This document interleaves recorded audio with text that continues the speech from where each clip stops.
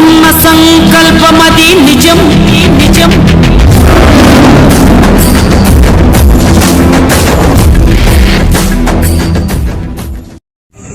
గ్రామ ప్రజలకు తెలియజేయనది ఇక అయిపోయింది.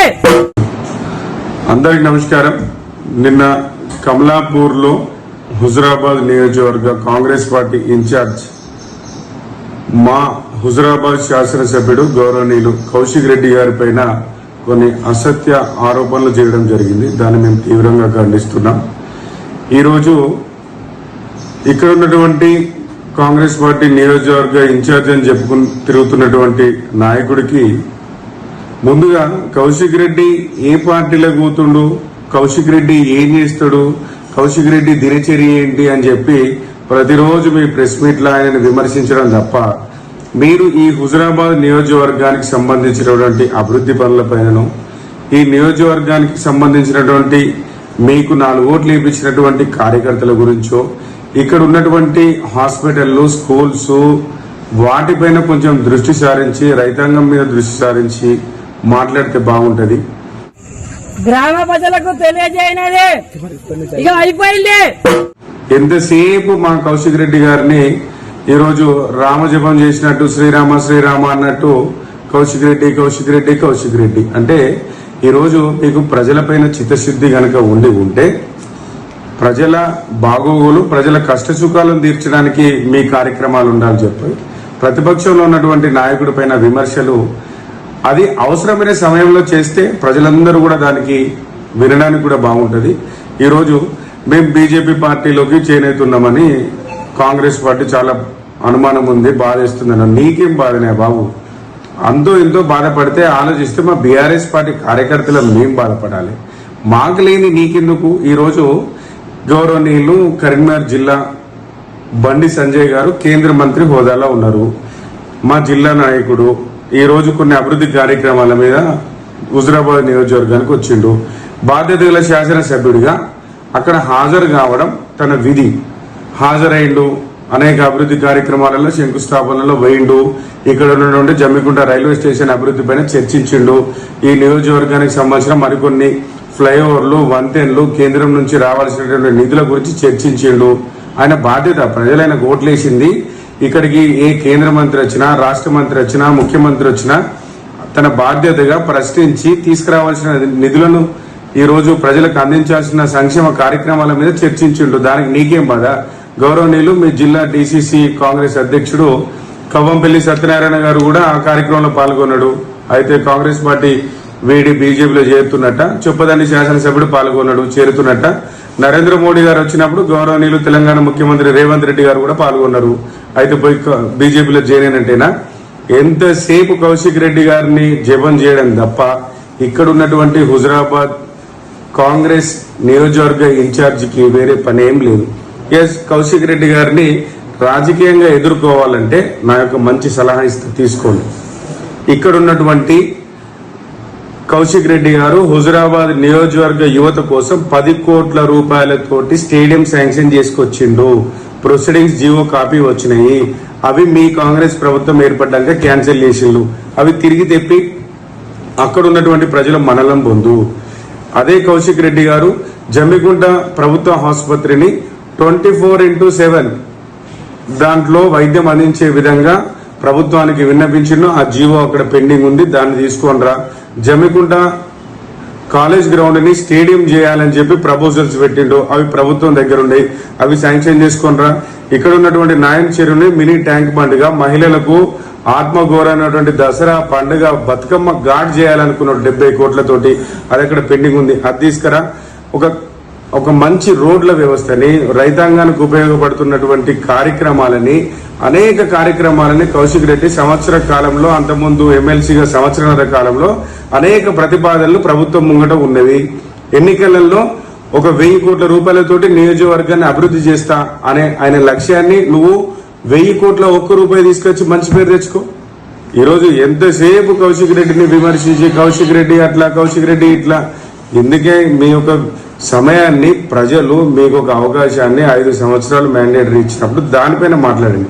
అసలు మీ గురించి కాంగ్రెస్ పార్టీ నాయకులలో కార్యకర్తలలో ఏం చర్చ జరుగుతుందో ఒక్కసారి చూడండి. లేదు మీరు ఒకసారి ప్రజాప్రతినిధిగా ఎన్నికైన తర్వాత అప్పుడు ప్రజాప్రతినిధికి సంబంధించినటువంటి బాధ్యతలు, విధులు, నిధులు, వాటి వ్యవహారం ఎట్లుంటుందో మీకు అర్థమైతే లేదు. మీరు ఇప్పటి వరకు ఇప్పుడే కొత్తగా వచ్చిండ్రు. మొన్న కాంగ్రెస్ పార్టీ వేవ్ లో ఇక్కడ ఉన్నటువంటి కార్యకర్తల కష్టంతో కొన్ని ఓట్లు వచ్చినాయి. దానికి ఎంత మీ సొంత ఓట్లు అని చెప్పి మీరు భావిస్తున్నారు. కానీ అవన్నీ కూడా అటువంటి భ్రమల నుంచి మీరు బయటకు వచ్చి మీరు దయచేసి కాంగ్రెస్ పార్టీ అధికారంలో లేనప్పుడు గెలిచినటువంటి సర్పంచులను, కౌన్సిలర్లను, యువకులను అందరిని ఒక దగ్గర కూర్చోబెట్టుకోండి. వాళ్ళందరి దగ్గర నుంచి రాజకీయ అవగాహన పొందండి. ఈ రోజు ఒక ప్రతిపక్షంలో ఉన్న నాయకుడిని ఎట్లా ఎదుర్కోవాలి, రేపు మళ్ళీ మనం గెలవాలంటే ఏం చేయాలని చెప్పి వాళ్ళందరి దగ్గరికి వెళ్ళి ఒక ఆలోచన తీసుకొని కార్యక్రమాలు చేసుకోండి తప్ప ఇలా కౌశిక్ రెడ్డిని విమర్శిస్తే మీరు ఎంతసేపు శ్రీరామ జపం చేసినట్టే తప్ప ఇంకా వేరే కౌశిక్ రెడ్డి జరిగే నష్టం ఏం లేదు. కౌశిక్ రెడ్డి ముక్కుసూటి మనిషిగా తప్పకుండా ఈ నియోజకవర్గంలో తనదైన శైలిలో ముద్ర వేసుకున్నాడు. మరో 20 సంవత్సరాల పాటు లాంటిది నిజం నిజం నీకున్న సంకల్పమది నిజం నిజం. ఈ కంచుకోట కౌశిక్ రెడ్డిదే అనే విధంగా కార్యక్రమాలు ఉంటాయి తప్ప వెనుకబోయే కార్యక్రమాలు ఉంటాయి. ఉమ్మడి కరీంనగర్ జిల్లాలో చాలా గొప్ప నాయకుడు దుద్దిల్ల శ్రీధర్ బాబు గారు ఉన్నారు. పోయి ఆయన దగ్గర ప్రతిపక్ష నాయకుడిని ఎండగట్టాలి, ప్రతిపక్ష నాయకుడిని ఎలా ఎదుర్కోవాలని చెప్పి పోయి నేర్చుకుంటాను. అలాంటి నాయకుడు, మంచి నాయకులు ఉన్నారు. కానీ మీరు ఎంతసేపు మా నాయకుడిని విమర్శించడం ఇదే పనిగా పెట్టుకుంటే మీరు ప్రజలలో సక్సెస్ కాలేరు. మేము గ్రామ ప్రజలకు తెలియజేయనది ఇక అయిపోయింది. మేనమామ బీఆర్ఎస్ జిల్లా బీఆర్ఎస్ పార్టీ అధ్యక్షుడిగా ఉన్నారు. పోయి నేను ఎట్లా ఎదుర్కోవాలి అనే కొన్ని పాఠాలు నేర్చుకోండి తప్ప కౌశిక్ రెడ్డి గారిని విమర్శిస్తే మీకు వచ్చేది లేదు.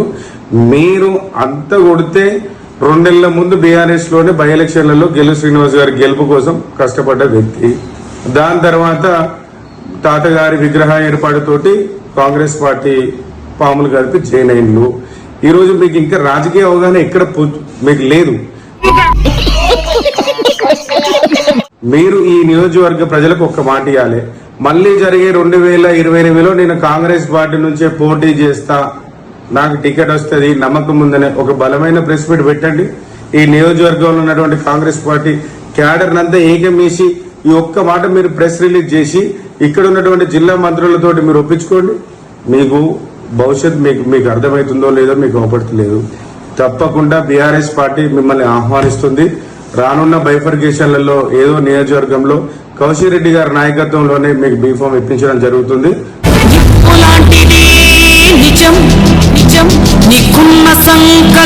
తప్పకుండా మీకు రాజకీయ భవిష్యత్తు బీఆర్ఎస్ అనే విషయం మాకు తెలుసు, మీ అంతరాత్మ తెలుసు, కాంగ్రెస్ పార్టీలో ఉన్న కార్యకర్తలందరికీ తెలుసు.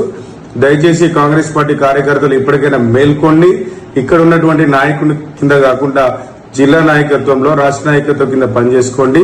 మీకు సంబంధించినటువంటి మిమ్మల్ని నమ్ముకున్న వాళ్ళకు సంబంధించినటువంటి అభివృద్ధి కార్యక్రమాలు మీరు నెరవేర్చుకోవాలంటే ఇక్కడ ఉన్నటువంటి హుజురాబాద్ నియోజకవర్గ ఇన్ఛార్జ్ ఇలాంటి నాయకుని కింద మీరు అభివృద్ధి చెందలేరు.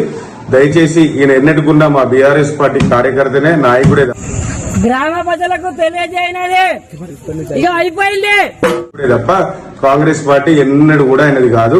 ఎందుకంటే బీఆర్ఎస్ పార్టీ ఉన్నదే ఆయన ఇంట్లోకి వెళ్ళి.